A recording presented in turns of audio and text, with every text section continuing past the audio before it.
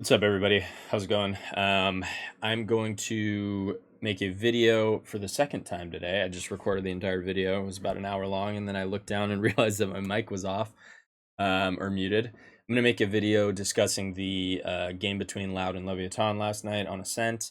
Really excited to see a new comp come into play that's actually viable, that is just shitting on the standard comp that everybody's hated for so long. So I'm excited to talk mainly about their attack side, their default, the strengths of it, and why it's so good against the standard comp. And then also maybe briefly talk about a couple solutions that I think might be viable. And then I'll play a couple of the rounds. I probably won't watch the entire half. Maybe I will. We'll see what happens. But I'm trying to make this video around 40 minutes or so. But yeah, so comp, here it is. You got Viper, Omen, Phoenix, Kayo, Breach. You got 7 flashes on this comp. You've got really good vision denial with the Viper Wall, the Viper Orb, and the 2 Omen Smokes, right? And then you've got, what, 1, 2, 3 mollies, 4 mollies, 5 if you want to count the Breach Blast. So it is cringe. It is cringe. OR Esports, when I was coaching them, when we did the qualifier, when we played the relegation qualifier last year, we were running a comp similar to this, where we were running Raze instead of Phoenix, and then instead of Kayo, we were running Gecko. And really, the strength of comps like this is just the amount of utility that they have in comparison to the standard comp. If you give defensively as the standard comp, if you give a ton of space to the enemy team, right, you give them all of the staging area in A main, and allow them to get the A orb for free, it gets really, really hard for you because they can use all of this utility that I have shown on the screen. And this is not even everything. This is just what they do on their default. They can use all of this utility on you on the site. And if you're not on the site and you don't force them to use any of this utility, guess what? They got it for when you try to retake. So it can be really, really hard. This is a super attack-sided comp for the reasons that I just talked about. So let me just break down their default before we get into the video. And yeah, so this is basically what happens, okay? I'm going to talk about each piece of utility and why I think it's very strong, okay? But before I do that, I'm going to talk about the standard comp and why it's so strong. One, you've got the Sova Odening lane or Killjoy Odening lane, one of the two. Sova is usually the one that has it. Usually you'll see this Killjoy turret, and then your Odin player will be spamming either from on the box here or somewhere on lane, darting or shocking off of the turret and then spamming, just being annoying, right? You guys know the drill. Then the Odin falls back into B site, and you can spam all of this entire back wall. You can spam all of the switch. It's just really hard to deal with this Odin, right? The other thing is Odin can go spawn, he can go market. It's just broken, right? Now, the other thing that is really, really strong on this map is this is considered Jett's playground, right? Really good Jett player with an op can dominate because they feel like, I don't know, the angles and the fights are super favorable with the dash. You can get one, get out, dash away. You can walk off cat, you can dash back, updraft around the corner, smoke your feet, and then get out, right? You can poke into B main, get aggressive here, right? Have your teammate break the turret. You can hold this B line while your entire team rotates over to A, right? You can get aggressive in A main. You can if people want to, lots of teams will, throw this one way on defense, and then what's the response to that? The enemy team throws a KO flash, pop flash, or pop flash over the smoke. You can dash away from that, right? It's just even opping in tree, getting aggressive off cat, getting aggressive bottom mid, getting to spots like this, dash away, get to safety, right? A lot of things that you can do defensively as Jett on this map. But this comp does a really, really good job of hindering the Jett's ability to just dominate, right? The reason for that, and I'm going to get into the basic util and the default for Loud here. The reason for that is the amount of vision block that they get and the amount of control that they have over A main, okay? So let's start with Les here, who, by the way, I mean, Jesus Christ. This guy, I mean, for the last 2 years, been in contention for best player in the world, in my opinion. It's really been between him and Alpha. Alpha, Leo, Aspas have been like the top of the top. And this guy on Viper is just doing things that it's crazy. They figure out a way to get him on Viper on every single map, which I think is great. Viper's probably still one of the best agents in the game, and he does an amazing job in all aspects of the game, right? And another thing that I know is 10-2 on Breach, dude. I mean, Jesus. That's just crazy, dude. Kalen's on Breach is insane to me. Anyways, before I get sidetracked. This team is really, really good and they have a really, really high skill ceiling. Okay, let's talk about the util here.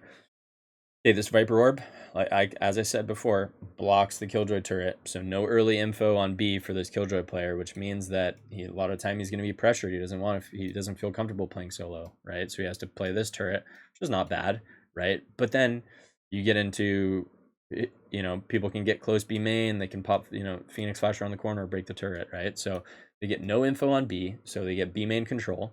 If they put the turret here, which is a very easy pingable angle, he can walk up and he can break this turret, right? He can just spam it through his orb, and then he can go back and he can live. He can lurk tiles. He can go to fridge. He can go back A main, top mid, right? He can grab his orb back if he wants to without dying, right? And then he can use the orb in like as a one-way, or he can use it in heaven, or he can use it on bomb, whatever he wants to do, right? Really, really strong util from Les for this default, okay? And his job is just kind of like staying alive, being annoying, being a pest in B, making sure that they don't push. And this guy is an absolute turret. He's a turret on steroids. If you peek into him, his aim is so steady, he will put you down, right? That's why he's so good in these like solo lurky positions, right? Then you got Kalen's, and what they do is he breach stuns instantly in the round if they want this Phoenix Orb off rip. Now, they don't always do this. They also believe that they can get the Phoenix Orb at any point in the round, right? Sometimes it's not worth forcing it through the one way, but guess what? They can do it if they want to, right? So what they do is they stun this. This is what they did on their pistol to grab it early. They do it sometimes at the start of the round. Sometimes they do it in the mid round, right? On a timing when the Omen is going to, the Omen goes to re-smoke this. Sometimes they'll stun it, right? And then they'll take the time and get past the one way. So it gets no value. Now, he stuns this, and Phoenix throws an orb here, and then they have their Omen throw a deep smoke like this, another vision denial smoke. So they got vision denial B main, vision denial mid 1, vision denial on A. Okay, so technically, in theory, what they could do is they could walk up here and they could pop out of A. They could walk up and pop out of B. They could walk up and pop out of the A smoke, and they could, if they really wanted to, they could use a second Omen smoke here, and they could walk up and pop through the Viper wall, or they could walk up and pop through Cat, right? And that's something that they do, by the way. Tui's uses both of his Omen smokes at the start of the round at sometimes, because they understand that on attack you can control the pace of the round 9 times out of 10, unless the enemy team does something super, super aggressive that prompts you to speed up the other direction, right? I.e., they do some type of jet dash play into tiles, or they go aggro B, or they go aggro A with 3 players, and that there's 3 to 4 players there, right? So this is what we're looking at in terms of a default. Sometimes Tui's TP's down here, sometimes he TP's here, sometimes he's over in tiles. It just depends, right? So that's pretty much the big thing here. And then the knife usage will just vary. Sometimes it's the wine knife. Sadok is throwing the one that lands on top of the roof, which I think he should switch. There's a little lip on the ledge here that he can throw that's completely unbreakable unless there's somebody in wine, right? But he's still throwing the one that lands up top. Maybe they do that for a certain reason. They want to know that they understand that the only place people can break that is from top heaven. And maybe that's info that they want. I don't know. Anyways, this is the default. And yeah, it's really strong for those reasons. The other thing that I want to bring up is the amount of counter util that this team has, right? So I mentioned it briefly, but if they take A main, right? If you allow this, let's just say what you shouldn't do against this comp. You cannot allow this comp to play at their own pace. If they play at their own pace and they wait to get their rechargeables back, and they're not using a lot of util, right, in the start of the round, and they have a lot of util for their exec, or like if they have a lot of util for the exec, right? For example, if Breach is able to stun this, and then you got a Kayo molly here, and you got a Viper molly here, there's nothing you can really do. There's nothing you can really do to hold on to this site. You need to play fast fled. But in situations where Les doesn't throw this orb here, and he throws this one way, or he throws a heaven molly, right, it gets really, really difficult, right? Now, with this exec here, this is pretty annoying. Let's get rid of this orb for a second, right? Let's get rid of all this. Get rid of the knife. Get rid of the Omen smoke. Even this exec here is really annoying to deal with, right? So throw this smoke. And not to mention, your Phoenix could wall out if you wanted to, right? Phoenix has another molly. I've seen them throw the Heaven molly like this. So you throw a Heaven molly like this, and then guess what comes in right after? A Viper molly, right? And then guess what lands here? A Viper one way, right? Even after all of this, Kalanzine might still have his blast. If Kalanzine goes plays Hell, he can just blast Hell. He can blast Heaven rather, right? So if I pull up all the util that the standard comp has for retake, really, it's these three agents that we're talking about. Nobody's really throwing Killjoy lineups in retake, right? It's one that gets shot too easily and it just never happens, right? Let's talk about the util pairings that go on here, right? So you got the Sova dart, usually timed with a Kayo flash, and honestly with the Omen blind, all three. So in order to beat this comp in retake, you need to do a good job of baiting out utility on defense, making sure that they don't have every single piece of util when they go take the site, and make sure that they're using some of the util to actually take the site without dying, right? So it's obviously really, really hard to do this, right? You need to fake like you're playing on, but then getting off, and then playing to flood, and then potentially running through mollies. So it's really, really not easy. You need to make these rounds really scrappy on defense. Get aggressive B. I would be bullying less often. Early and often I'm bullying less. And that doesn't seem like a fun thing to do considering the fact that he's just John Wick, you know? He's fucking John Wick. He's just smooth with it, you know? So it's tough. It's really, really tough. But the other thing that I would do is I would switch to Cypher. I think Cypher has way more value against a comp like this. Killjoy is very reliant on vision, right? The turret needs to be able to see people, right? And if it can't see people, it doesn't get a lot of value, especially if they get up close. If the turret gets flashed, it doesn't get value. It's going to get insta broken. It can't see, right? The machine has eyes, apparently, right? And so little things like that, switching to Cypher allows you to play off-site, but also get kills with kill trips, right? Give you numbers in the retake, which is what you need against this comp. You can't go into these retakes 5v5 because there's just so much util that they can use as counter util. So killing a breach that runs in or killing a Phoenix that runs in is super, super impactful, right? Killing a Kayo. That's the other thing. They can hit sites without the Kayo knife. The Kayo can hold the knife and throw it in post. They get the bomb down and he throws a well-timed knife right here while the Sova is going to dart. It's GG. It's too hard. Anyways, let's watch a couple rounds here. And yeah, we'll see what happens. So here they do this kind of standard thing that I'm talking about. Viper wall across. They knife B main early. Reason for this is just a lot of teams do some type of aggressive play early on pistol on a lot of maps. If they knife and they hit 3 here on B, maybe they go for a speed up A, right? Or at least take the space A main. Here they grab the orb. And again, let me just show this.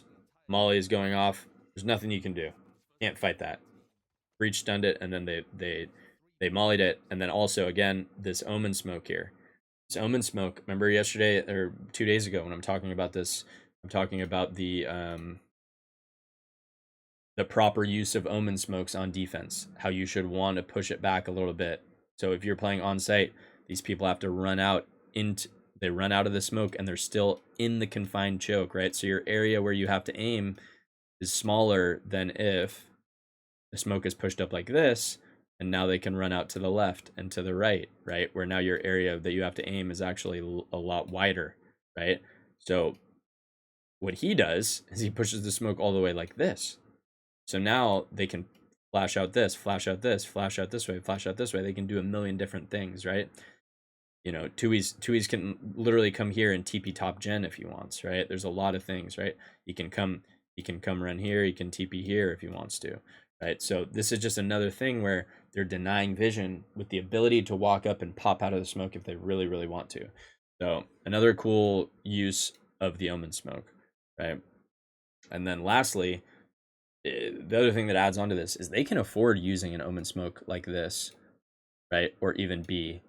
right, at the start of the round, or even using 2 smokes sometimes, because by the time that they hit, they only really need 1 smoke on A, because they have Molly's Heaven, and then on B, Bless is throwing his orb here, so he just picks it up and he's going to throw it spawn, right? So you never need both Omen smokes, so it's good to use it for some type of conditioning, instill fear in the heart of your opponent, and mess with their heads, right?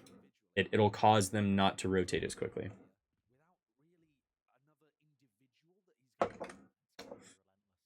So, looking like a B hit.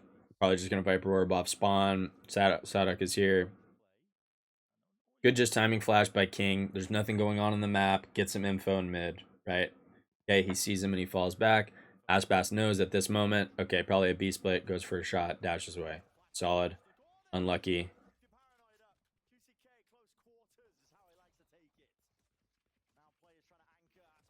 And then this is just land sound.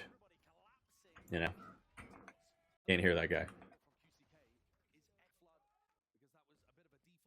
I actually think though, like, and this is just a little side note, I think the scariest part about this team, outside of Les and Sadok's IGLing, is Kawanzine. The mechanical beast that he is on Breach blows my mind. Blows my mind. This guy is a fucking assassin, dude.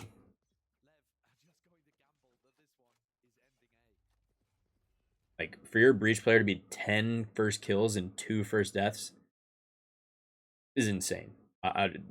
We won't see that often, I'm telling you. So here they go for the Molly play again. Grab the orb. It lasts 4 or 5 seconds. They get out. They go for a refight. Okay, and they live. He's already 5 out of 6 on his ult. Let me just skim through this, right? Because they're probably going to win this round. Anti-eco approach that they go for is grab the orb. Very slow. Early round. Yeah, their anti-eco approach is really different. They're poking aggressively, grabbing info. But the reason they do that, see over here at B, they have double pistols. They don't really care if they die too much, right? They have confidence. Gets pinged by the knife. Pinged by the knife to clear the rotates. Calm walks through B. Going for cat split. Calm probably gets a kill. Yeah. And they run out A. Really cool protocol here. They did, or not even cool protocol, but the enemy Omen is dead. Let's just go play distance with our Bulldogs. Amen. Oh.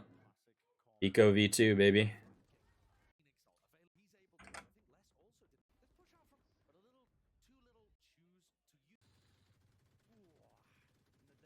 One thing that Calm could be doing, by the way, like, this is a super small thing, but I think we'll get him some value, is if he just, and I know he probably already does this already, he knows that people know that he likes to flank a lot on retakes, right? Especially when he has the time.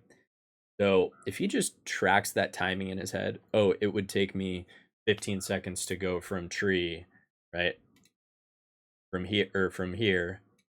Sorry. It would take me 15 seconds to go from here to here. Let me just go here.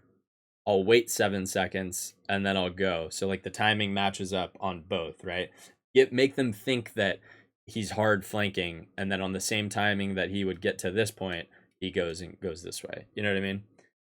I'm sure he already does that, but that's something for you guys to consider. Always, whenever you're making a decision in a round, always consider the timing that it would take you to do something, right? Because people need to respect that the fact that you could be somewhere, right?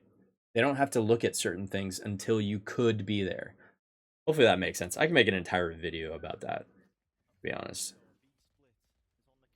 This shit freezes here, but Kaunzin's on a good line here for these B splits, by the way, where he can breach stun like this. He gets all of mid 3 and then all of close market. It's really solid. And I don't, sorry, excuse me. I'm not sure if, yeah, so he knifes. Yeah, he knifes close sight like that.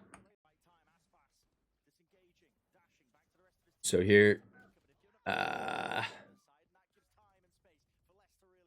so this is a rough, I remember watching this live. This is something that teams started doing about a year ago, where they just they just pause. They get to this point and they pause and they wait for the enemy team to make mistakes. The reason why this is so good, guys, is because one, they know how many people are on site, right? They knew Aspas was on site. Tex just died. And they're pretty confident that Calm is here as well, right? So they know people are on site. They know that the team is rotating over, but what else do they know?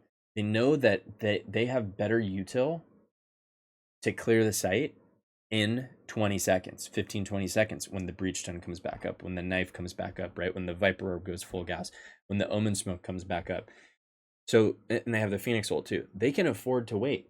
Now, these guys sitting on site, they're super pressured. They feel pressured. They know that, oh, fuck, the breach stun's coming back. Oh, no, the knife is coming back, right? What are we going to do? They know all of this.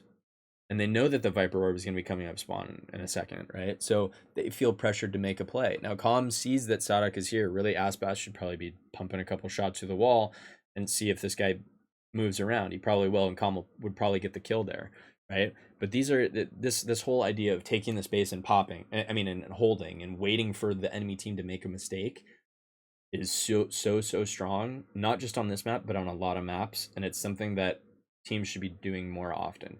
This game is very, very complex. There's tons of pieces of util being thrown around, and there's lots of different combinations of util that you can throw to make super sick plays. But at the end of the day, if you're able to take a lot of space on attack or even on defense to cause a reaction, right?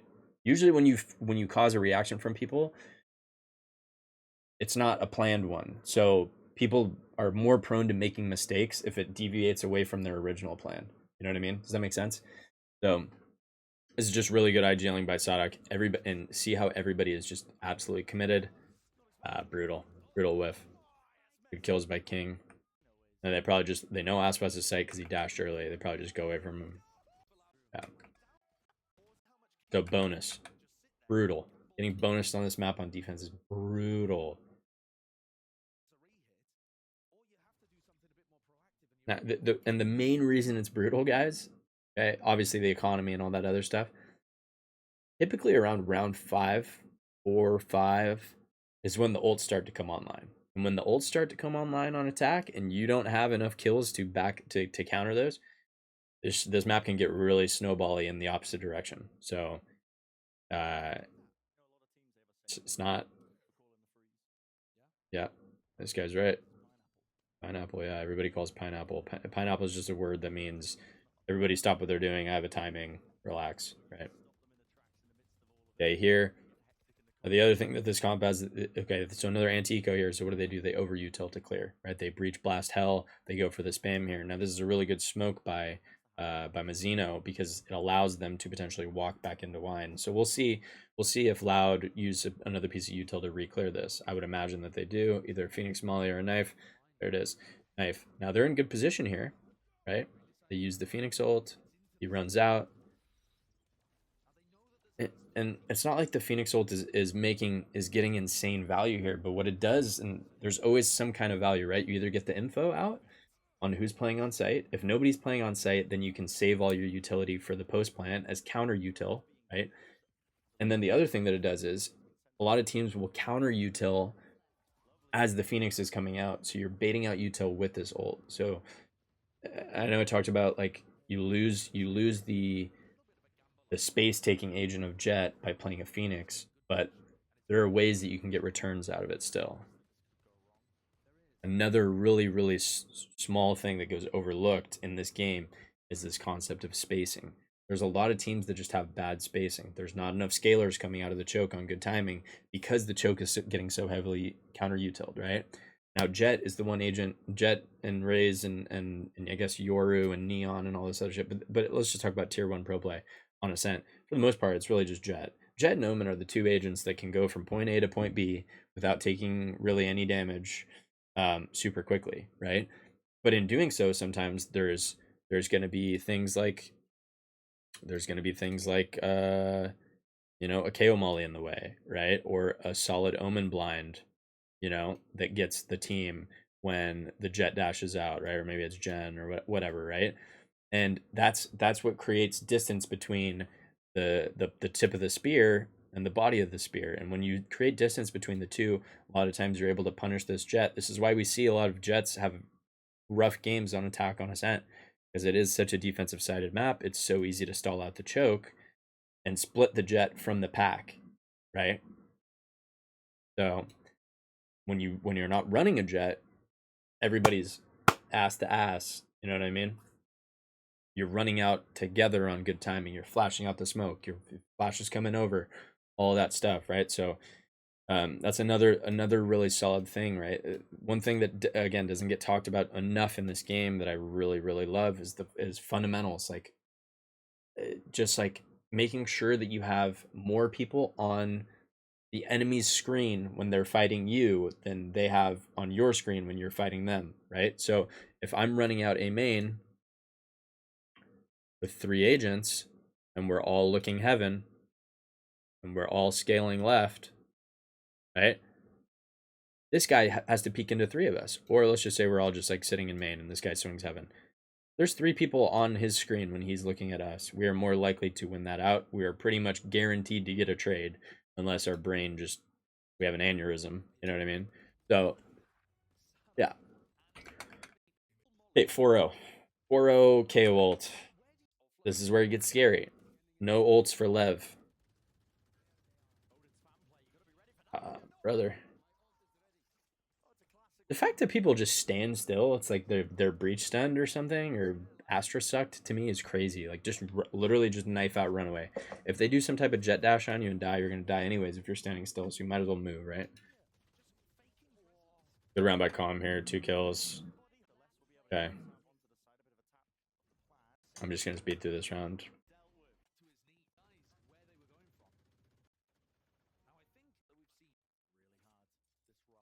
Okay. Phoenix 1 off again.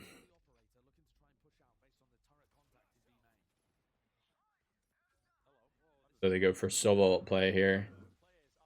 Now, I think there's a couple reasons why they go for this standard Sova play. Really, all it is a Jett. It's a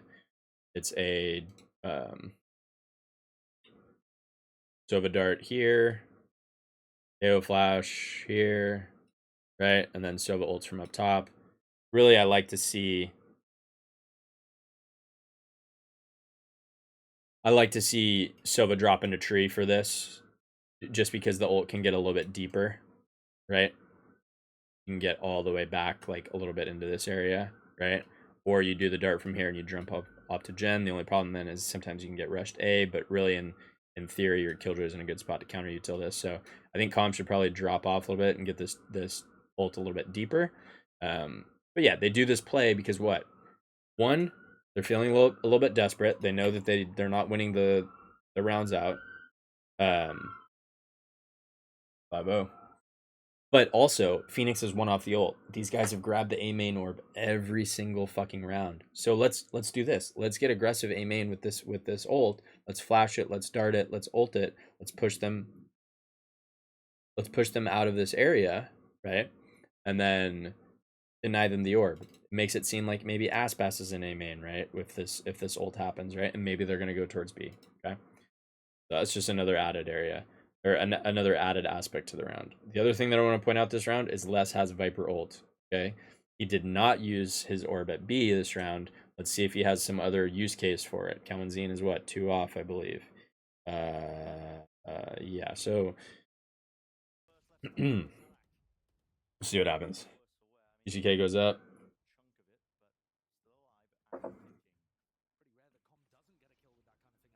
Phoenix Flash would own here. Guy's ballsy. Good job not using the Omen blind there.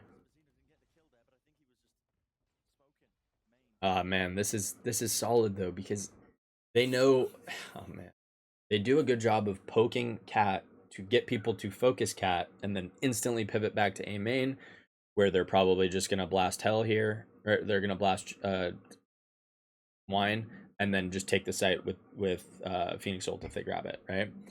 So they put pressure Cat to force people to Cat, then they go back A main to make sure that there's less people on the site. If there's people on the site, the Phoenix will identify that, and then they can go through and just dump util on them, right? So it's a really smart way of just keep getting people to play confined in an area. The reason why they want people off site is why they have Les's ult this round. So Les has his orb. He's probably going to do, like, in a perfect world, he's not in mid right now. He's over where Phoenix is or where Kayo is. then he's just going to come out A and ult A. Now, in a super perfect world for a coach, that's something that would make me really happy is if he had like this one-way lineup. And then he ults site. He does like one of these cringe ults. There's a couple of really cringe ones where like it gets up into heaven, but he might just do like one like this, right? So, yeah, we'll see what happens here. But I think that's the logic behind Sadok's calling here, which is really sound. Really, I've been really impressed with Sadok's calling, understanding of the game and the map, and this comp. And again, I got to give credit to their coach too.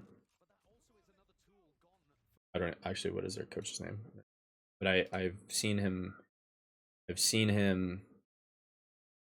Yeah, Pedro Lopez and STKJ. This guy's been around the team for quite some time, right? I always noticed him doing the picks and bans with fraud. I'm sure he's very impactful as well. This is just a good solid team. Okay.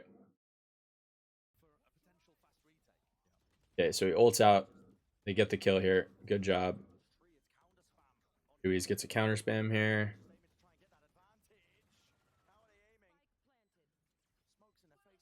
The other thing that I would do too if I'm playing against this comp, more phantoms probably. There's so many walls going on that I want to be able to spam through. Okay, gets the Viper ult down. This is a rough round. Here comes that. Okay, that's crazy. Gets spammed. 3v3. 3v3, but it's... everybody's in the ult. Now, it looks like he has the Viper Orb in the ult. Oh, that's cringe. He has the Viper ult in the ult like this. And he has it popped so that people take damage. People are taking damage when they drop into the orb and then the ult as well, so it's like double damage, and then he can probably just sit in hell with his shorty, and then the first thing that comes through, the first pixel of red that comes through, boom, just dead, insta, you know, versus this. Now I think this is probably still a little bit stronger potentially, but I don't know, maybe not. I'm sure they've limit tested both. Okay, so 5-1. Really good start. Leviathan timeout. This is where I'm talking about if I'm the coach, we can't just give up A.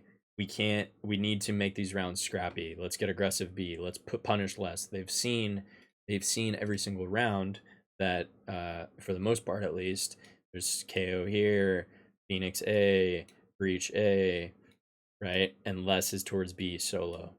Right? Sometimes they get this guy here, sometimes they get this guy here. It varies, but there's usually never 4 or 5 guys outside B. Bullying less is not something that I feel super confident in, but we got to understand, like, this guy is holding on to all of this space by himself, really. So we need to get out here. We need to make it scrappy. Let's turn this into a 3v3. Let's turn it into a 4v4. Let's give ourselves a chance to win the round, because in 5v5 with all this counter util, you're just not going to win. It's too hard. They get the op online here. So this is what I was talking about earlier about the op not getting a lot of value on this map because there's so many walls. So they swap the Viper wall here. And I wonder if that's because they think he's opping. So what do? They get right into mid. So this is good. I like to see this from coaches in the timeouts, and it could honestly be IGLs as well. Understanding that what they're doing is not working. Let's switch it up a little bit, right? So they get out into mid aggressively. This is good. We saw NRG do this yesterday, and Victor got a nice 3K top mid, or 4K, I can't remember. So they walk out A. Again, the op's getting no value here. They jump across.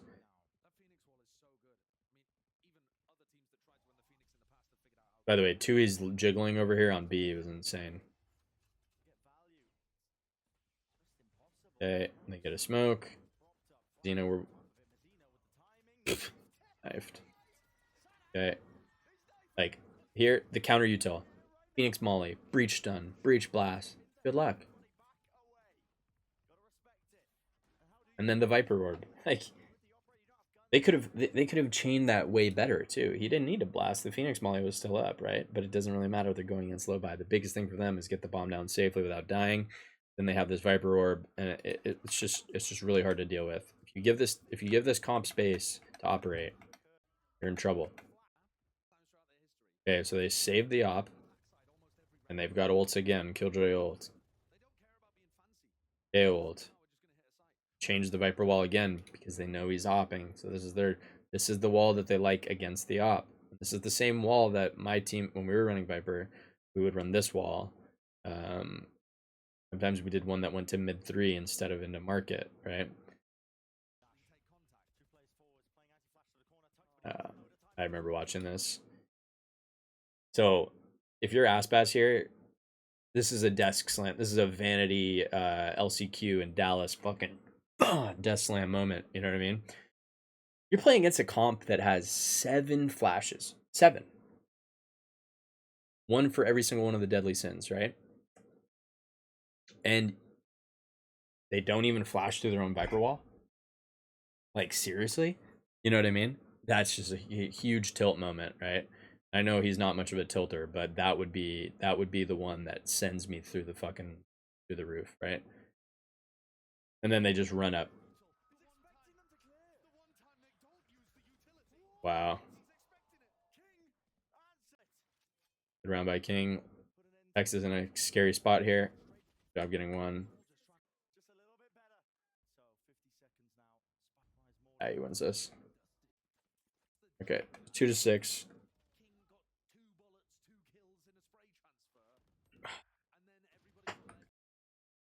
Good job by King saving that round. If he doesn't get those 2 kills, that's another one. 7-1. 7-1. Or 3 kills, rather. Okay. Anything special here? Okay. Okay, I remember watching this round, and I thought this was really, really good.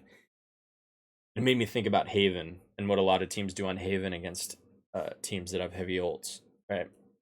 Like, and again, I could just be, I'm just, you know, I'm pulling at strings here, but I want to think that there's logic behind this calling, okay?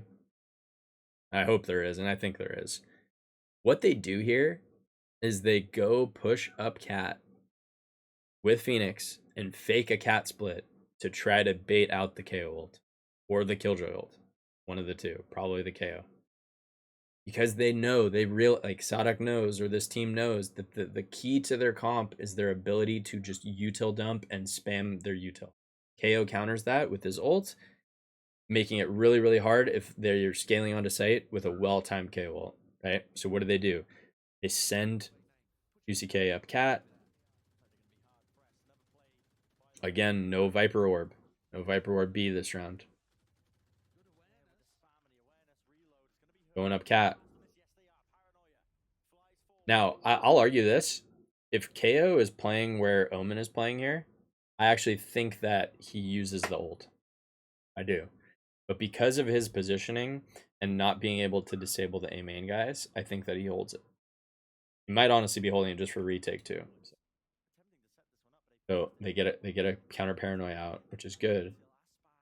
But again, this is very similar to that round where they're over at B, where they just take the space and then they chill. Here, they bait out the util. Wow, he's jump spotting. This team is so good. This team is so. I'm surprised he didn't shoot, but like the fact that they're super, super aware of that. Okay, and then what do? They fake the B split now.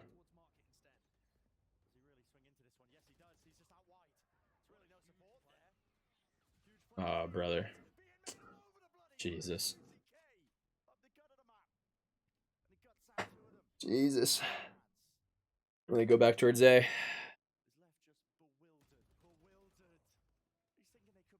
Yeah, this team is insane. This team is really, really good. Okay, like, all right, I'm gonna bring something up really, really quickly. When you play maps on attack, and this is really just for any level, mainly beginner level teams, but I'm sure there are teams that don't even do this. There are certain lines that you don't cross on your default. Now, I know this is not a default round from them, but like, because they have a goal of going back to A, like Les is not like Les comes B and he's not crossing this line. You know, he's coming to pressure. UCK and Sadak are coming up B, up into market, but they're not crossing this line because they have the intent of going back, right? Les has the intent of going back up towards cat, right? Same thing on this cat hit, right? He has no real intent of going up past this line when he goes for the Omen blind. It's all It's all just a ruse trying to get this counter paranoia out, right? So they're able to bait this util out. They go back. Same thing on A. They're not passing this line because they don't want to get spotted. You know what I mean? All of these things, like the level of discipline, right? Kawanzine is kind of passing the line, but he's jump spotting the op. Like, it's crazy. It's fucking crazy. It's all super well thought out.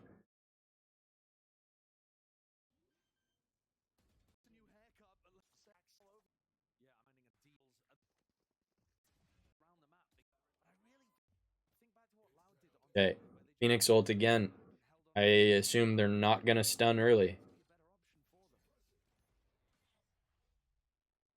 Probably ready to stun off that knife break. He decides not to because they realize that they can just retake a main at any point in the round.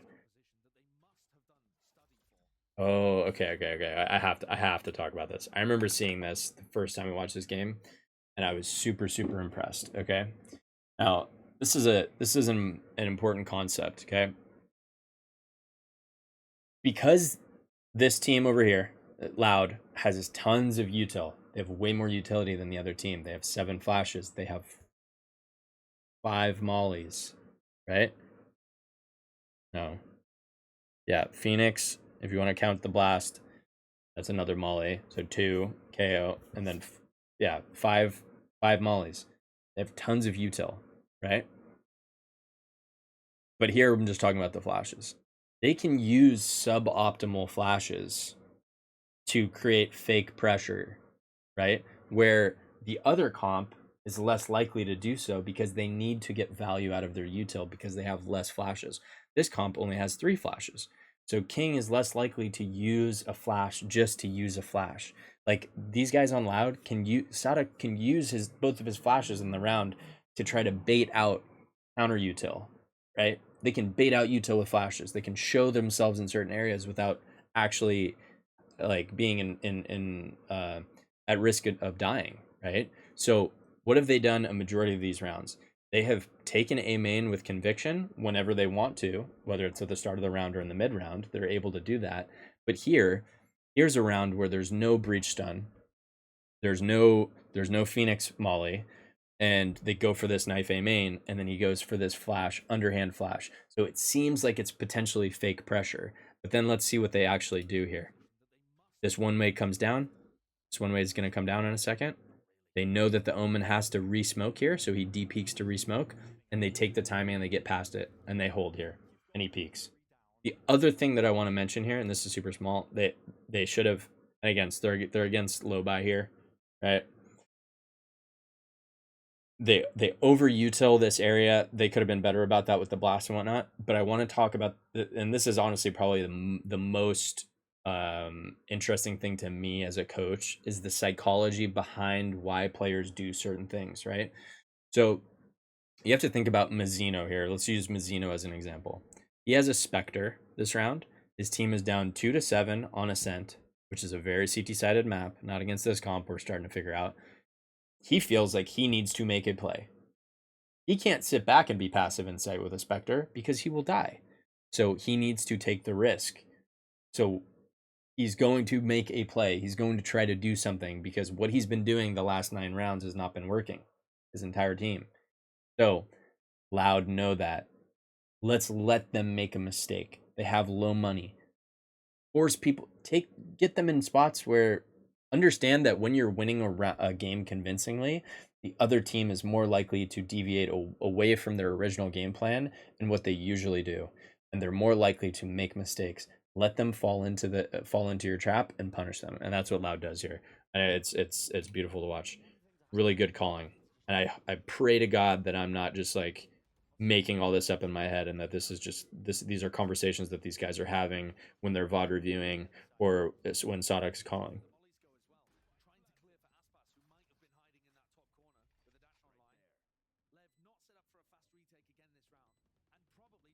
You know, they got Viper Mollies still. They've got Sadok knives to stall the retake again. It's just great.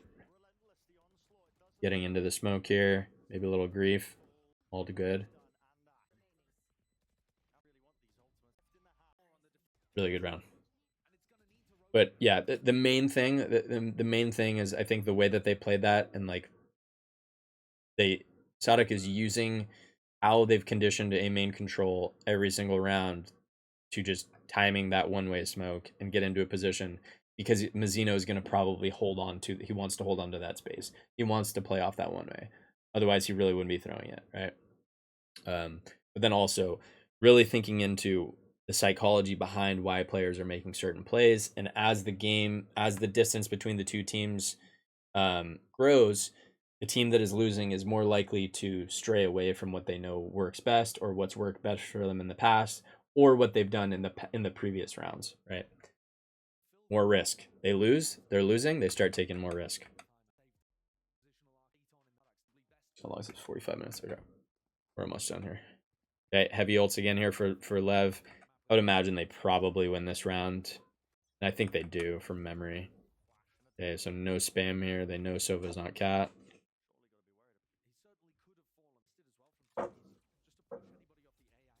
Trying to break the alarm bot here. One off breach ult. Phoenix wall. Again, they're just baiting out util. They get a killjoy molly out right there, right? A little slow on that timing. Sova ult. Yeah, this is a really good ult line for Calm. Yeah, I remember watching this. Good round by Mazzino here. I probably would have killed the bomb there, but he plays it safe. Yeah, good round by Lev. Double or breach ult, cat split, hits 3. Also actually hits 4, hits his teammate. Get up sight. The last thing that I really want to talk about in this game is this Viper wall is really, really good also in post plant, because against killjoys, they love to ult right here. Right? They love to ult right here. You can pop this wall up and you can just go up and spam it, or you can killjoy or KO molly it, or Phoenix molly it, or whatever, right? So being able to hold on to this space in post plant is really, really strong against teams that play heavy retake A when they have the killjoy ult, right? Things that Loud could be doing, they could be planning here, they could one way the top of the box, they could be planning dice. There's a lot of things that they can do to just play from this area and hold on to tree, right? So that's the other really strong use case, is like teams have to run through this Viper wall when they want to retake.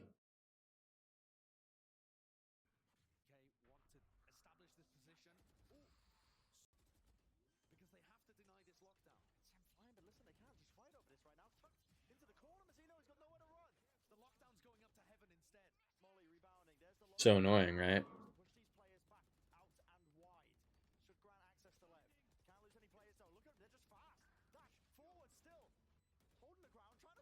All right, P brother.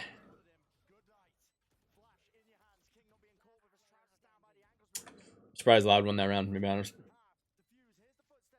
Good job by, I remember watching this. Good round by QCK, staying alive and getting back to main. And then this is just crazy. Really good job by King trying to win that round.